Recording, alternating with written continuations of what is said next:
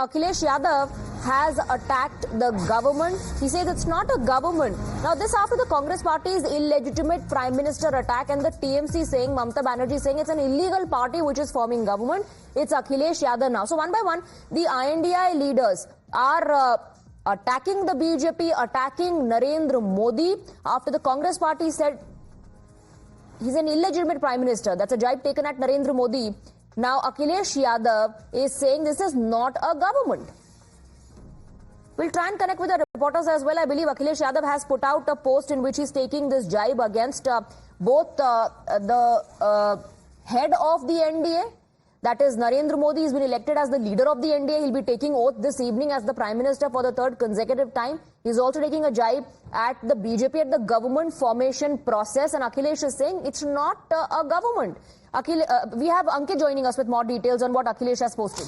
I'm going to try and do justice, Swati, even though I fear I may not be able to. ऊपर से जुड़ा कोई तार नहीं, नीचे कोई आधार नहीं, अधर में जो है अटकी हुई वो तो कोई सरकार नहीं. So this is Akhilesh Yadav's couplet, you may call it, his essentially attack that this is not a government. He said it is unconnected by anything from above, it has no support below, and it is somewhere stuck in the middle. And this is the latest attack that has come in really without much substantiation here. Perhaps Jairam Ramesh had written a little bit more when he wrote about how he is a one-third Prime Minister, speaking about Narendra Modi, and how he is illegitimate as a Prime Minister.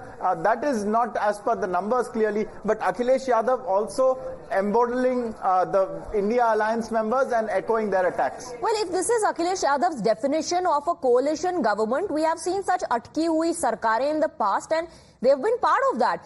Stay on with us, Ankit. We have Adib. Let's go across to him to decode this. Akhilesh Yadav is taking a jibe at the government formation process and he's saying, ye atki hui sarkar hai. There have been coalition governments in the past as well. In fact, only after BJP came to power in 2014 and they got the mandate in 2019, they had an upper hand because BJP alone had majority and the allies, of course, were with them.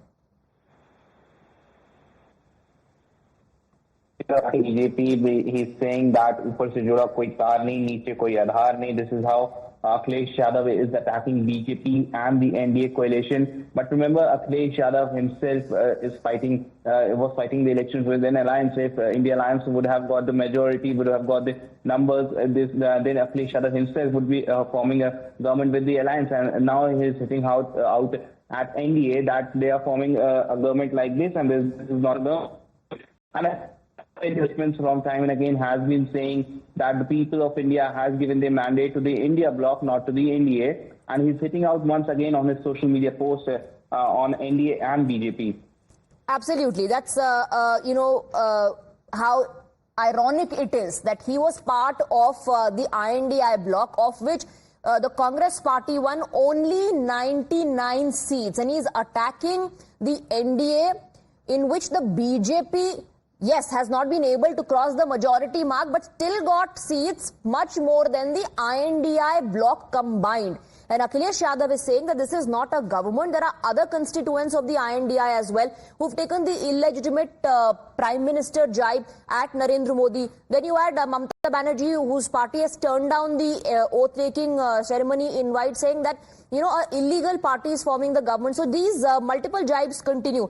Let's also listen into what Jairam Ramesh said. The jibes continue, the attacks continue, and hours ahead of Modi 3.0 oath taking, the Congress party is claiming moral defeat of Narendra Modi. And Jairam Ramesh is saying Modi forced to bow to constitution. He's talking about the moment when Narendra Modi arrived in the central hall. We're playing out that visual for you.